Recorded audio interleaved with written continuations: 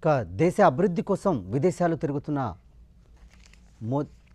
భారత ప్రధాని నరేంద్ర మోదీ ఉన్నట్టుండి అభివృద్ధికి ఆమడ దూరంలో ఉన్న అడవుల జిల్లా ఆదిలాబాద్ జిల్లాలో ప్రత్యక్షమవడంతో జనాలు తండోపతండాలుగా ఆయన చూసేందుకు పోటీ పడుతున్నారు. ప్రస్తుతం అతని ఫోటోలు సోషల్ మీడియాలో హల్చల్ చేస్తున్నాయి. ఇతన్ని చూసి అందరూ ఆశ్చర్యపోతున్నారు.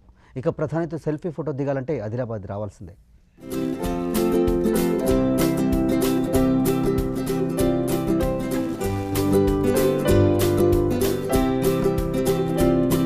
ఇతని పేరు ఎస్కే అయూబ్. ఆదిలాబాద్ జిల్లా కేంద్రంలోని బొక్కల్గూడలో నివాసం ఉంటున్నాడు. వృత్తిరీత్యా ఆటో నడుపుతూ జీవనం సాగిస్తున్నాడు. భారత ప్రధాని ముఖ కవళికలు అయూబ్ లో పోలి ఉన్నాయి. జిల్లా కేంద్రంలో ఆటో నడుపుకుంటున్న అయూబ్ ను చూసిన వారు అతనితో సెల్ఫీ దిగుతూ సంతోషం వ్యక్తం చేస్తున్నారు. మరికొందరు మోదీ గారి చిన్న తమ్ముడంటూ కితాబిస్తున్నారు. ఆదిలాబాద్ మోదీది నిరుపేద కుటుంబం. ఉండడానికి చిన్న ఇల్లు. గతంలో ఆర్టీసీ డ్రైవర్ గా పనిచేశాడు. సస్పెండ్ కావడంతో ఆటో నడుపుతూ ఇంటిని నెట్టుకొస్తున్నాడు. ఉద్యోగం లేకపోయినా పర్వాలేదంటున్నాడు. భారతదేశాన్ని పట్టి పీడిస్తున్న నల్లధనాన్ని ఏర్పడేయడంలో ప్రధాని మోదీ తీసుకున్న నిర్ణయం తనను ఈ బాధ నుంచి బయటపడేలా చేసిందని గర్వంగా చెబుతున్నారు అయూబ్.